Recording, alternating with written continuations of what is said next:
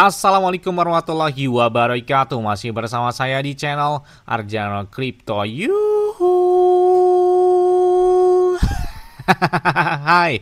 Why? Apa kabar kalian hari ini? Semoga kalian hari ini luar biasa karena market lagi bullish. Oke, meskipun ada merah tapi rasanya bullish lah ya, lumayan lah ya. Bitcoinnya kenceng di atas 110 atau di atas 111 ribuan dolar. Begitu juga dengan beberapa altcoin yang sepertinya ada beberapa yang warnanya hijau, termasuk ada virtual dan naik hari ini hingga dari kemarin sebenarnya naik 40-an%. Kemudian juga XRP hari ini naik di atas 3%-an dan banyak juga beberapa altcoin dan memecoin yang sepertinya hari ini warnanya oke gitu ya. Terus ada yang tanya, Bang, kira-kira pakai exchange apa yang enak Bang untuk menahan beberapa aset kripto dan banyak rewardnya? Yes, jawabannya adalah Bitget. Kenapa pakai Bitget Bang? Enak aja, karena trade-nya juga 0%. Atau nggak pakai biaya lah ya untuk trade-nya. Dan enaknya lagi, untuk store atau withdraw-nya itu bisa menggunakan peer-to-peer. Nah, kalian klik aja, itu di deskripsi video ada tulisan Bitget.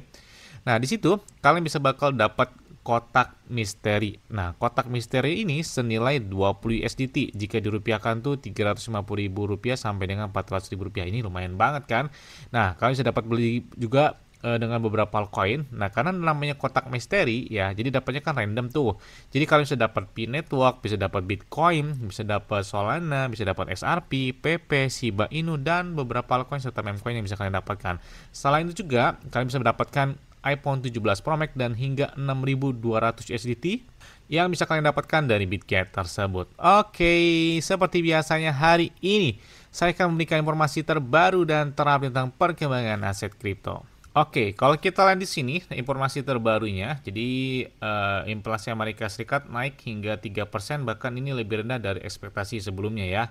Dan kita lihat menuju di bulan November kan, setelah di bulan Oktober ini terjadi informasi atau tentang tarif impor yang naik hingga 100% yang mana dicanangkan oleh Donald Trump terhadap Tiongkok, dan itu berdampak banget terhadap market aset kripto, terutama dari beberapa altcoin, memecoin, serta dari Bitcoin sendiri ya, yang makan terlikuidasinya itu terpanjang ini paling parah ya, terjadi di bulan Oktober ini dibandingkan dengan COVID-19, kemudian runtuhnya Terra Luna, kemudian runtuhnya juga FTX Exchange, dan di bulan Oktober ini paling parah gara-gara informasi tersebut ya. Jadi ini benar-benar gila banget. Apakah ini bakal berlaku nanti katanya di tanggal 1 November atau seperti apa? Apakah terjadi pembatalan atau hanya prank dan sebagainya? Kita tunggu aja di bulan November mendatang ya. Nah, kemudian ini kita lihat dalam tweet dari Changpeng Zhao Binance, pendiri dari pertukaran Binance sendiri ya. Ini ada kita lihat bahwa dalam ada semacam statement dari Donald Trump. Ini laporan dari CoinDesk ya, dari majalah aset kripto, bahwa di ini kita lihat katanya Presiden Amerika Serikat Donald Trump dia berbicara tentang pengampunan untuk Changpeng Zhao Binance. Nah, mereka bilang apa yang dilakukan bahkan bukan kejahatan. Bukan kejahatan, saya memberinya pengampunan atas permintaan banyak orang baik. Nah, kemudian juga ada beberapa yang statement katanya itu bukan statement yang asli atau lain sebagainya. Ini bahkan Ella Zhang mengatakan bahwa di sini kata dia Donald Trump aja katanya mengatakan dia tidak percaya dia belum bertemu Changpeng Zhao secara langsung. Nah, menariknya lagi diungkapkan oleh Changpeng Zhao Binance sendiri ya, atau di retweet secara langsung. Nah, dalam pernyataannya dia mengatakan bahwa Presiden Trump kata dia mengatakan Presiden Amerika Serikat ya, dia mengatakan dia yakin dia belum bertemu saya dan itu benar. Akan menjadi suatu kehormatan bagi saya suatu hari nanti.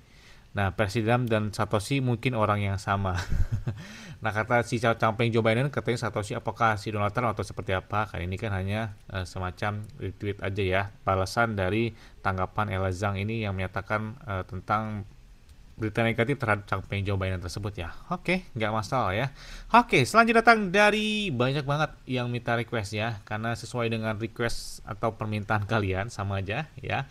Ini banyak banget, Bang, tolong bahas tentang Pi Network. Nah, hari ini kalau kita lihat peringkatnya di peringkat 49, harganya 0,2 dolaran. Artinya 0,2 dolar itu 3 ribuan rupiah lah ya, kurang lebih ya. Dan kalau kita lihat ya, ini setelah mainnet itu terjadi penurunan udah di atas 80-an persen, dan ini tertingginya itu terjadi di bulan Februari kalau nggak salah tanggal 26 itu naik hampir mendekati 3 dolar ya, itu untuk mencapai puncak tertingginya lagi. Dengan market cap saat ini itu adalah 1,7 miliaran dolar. Jadi, terus pertanyaannya, kadang-kadang banyak yang tanya itu ya di grup ataupun di kolom komentar, Bang, kira-kira mampu nggak sih Pi ini ke ATH baru lagi? ATH barunya agak cukup lumayan panjang banget perjalanannya. Ini kita lihat hitung secara market cap-nya aja ya, hitung secara singkat dan enak aja ngeliatnya gitu ya, biar nggak belibet-libet gitu ya. Nah, kalau kita lihat di sini market cap mereka 1,7 miliar dolar. Jadi kalau 2 kali lipatnya berarti kan naiknya 100% nih ya dari harga Pi, berarti kan 0,4 dolar dengan market cap yang adalah 3,4 miliar dolar. Itu baru 0,4 dolar. Kemudian ditambah lagi ya, kalau misalkan dia tembus hingga 6 miliaran dolar, berarti di sini udah kelihatan harganya 0,8 atau mendekati hampir 1 dolar ya. Dan di angka 9 atau di atas 10 miliar dolar, 10 miliar dolar aja ya untuk saat ini.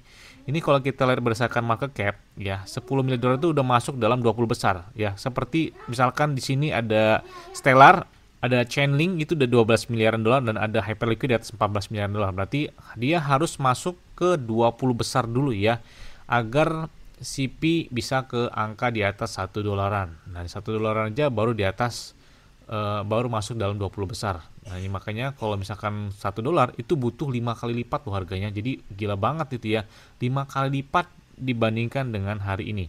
Sebenarnya kalau entry misalkan ya, dia entry misalkan 0,2 dolar, naik ke angka 1 dolar aja, misalkan 1 juta, itu naik 5 juta. Itu kalau naik 1 dolar, naiknya berarti kan 5 kali lipat dibandingkan dengan harga saat ini gitu ya. 0,2 ke angka 1 dolar itu butuh 5 kali lipat. Nah, itu aja logika secara gampangnya gitu ya.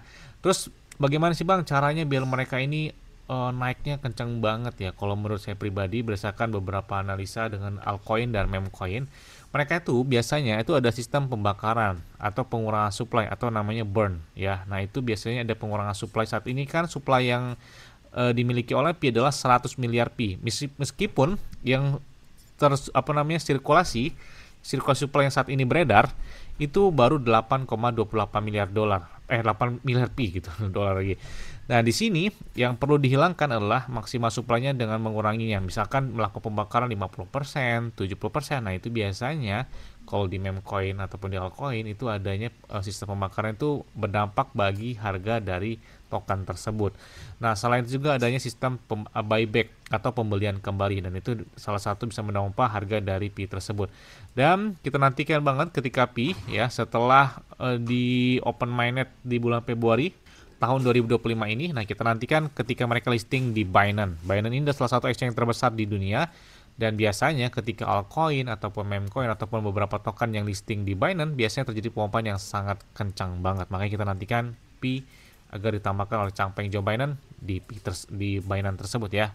Nah, selanjutnya informasi lainnya bahwa berdasarkan Pi Core Team dari mainepi.com, dari official mereka, bahwa saat ini Pi App Studio itu telah diperbarui dengan kustomisasi berbantuan AI ya, antar muka, dan penemuan aplikasi yang ditingkatkan untuk para kreator. Bahkan pembaruan ini tuh memudahkan para kreator App Studio itu untuk merancang, mengintegrasi, kemudian dan menyempurnakan aplikasi mereka sendiri ya, serta bisa belajar dari aplikasi lain yang dibuat komunitas melalui antar muka penemuan aplikasi yang baru. Jadi bersama-sama peningkatan ini tuh semakin memperkuat misi dari Pi App Studio ya, untuk membuat pembuatan aplikasi lebih mudah diakses oleh para pionir ya, dan membantu memperluas utilitas ekosistem, kasus penggunaan, dan berpartisipasi di seluruh komunitas. Jadi kalian bisa buka aja di mainepi.com tentang pembaruan Pi App Studio. Jadi saya informasikan secara official mereka ya.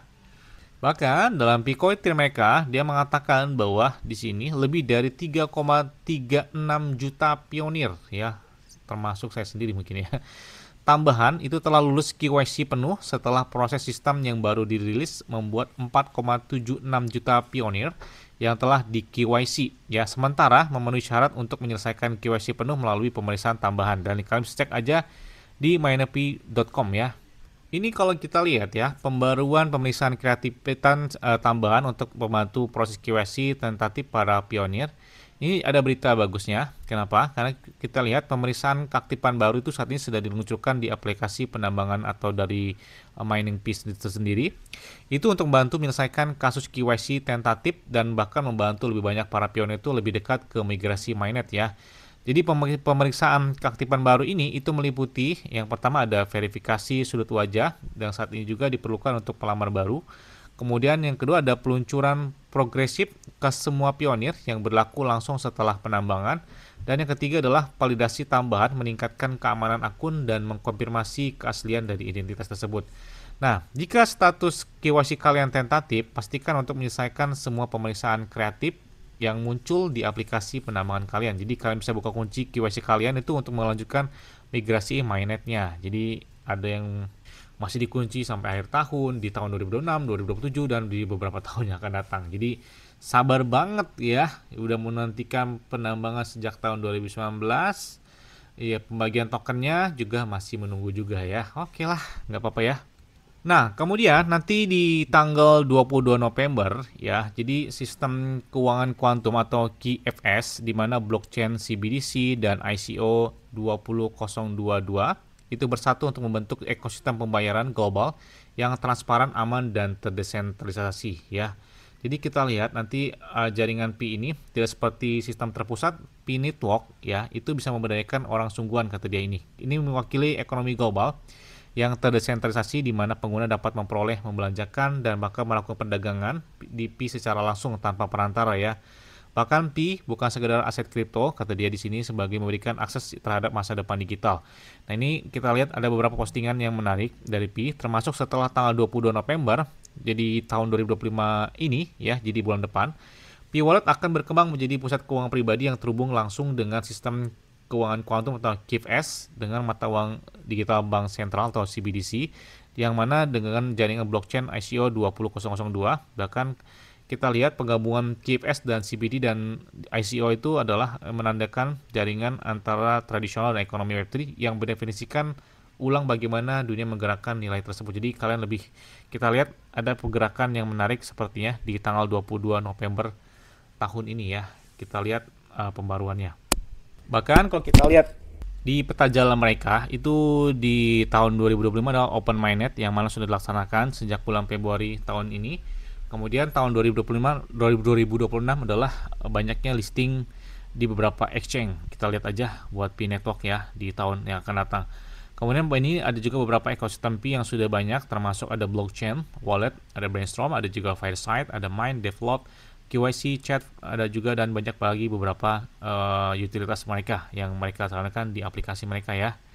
Nah, kemudian komunitas juga banyak yang mendesak-desuk ya agar Pi ya ditambahkan di Binance atau di jaringan Binance Smart Chain, karena mereka mengingat persyaratan KYB mereka dengan kepatuhan atau hambatan operasional itu sudah dilakukan. Dan ini apakah tanda-tanda bakal listing di Binance? Bakal kita lihat. Jadi Pi memiliki komunitas yang kuat, bahkan Pi Core mereka memiliki 60 juta lebih para pionir yang terlibat dan 86,6% dukungan komunitas untuk survei pencatatan agar Pi Network itu listing di Binance. Itu komunitasnya itu 86,6% ya. Ya, jadi kita tunggu aja kabar tersebut. Yes, mungkin itu aja yang dapat saya sampaikan kepada kalian semua. Ingat ya, semua disclaimer dan Dior. Kenapa? Karena kali kalian sendiri selalu gunakan yang dan santai. Jadi apabila market dalam keadaan bullish dan bagaimanapun kalian tetap tenang dan santuy. Terima kasih.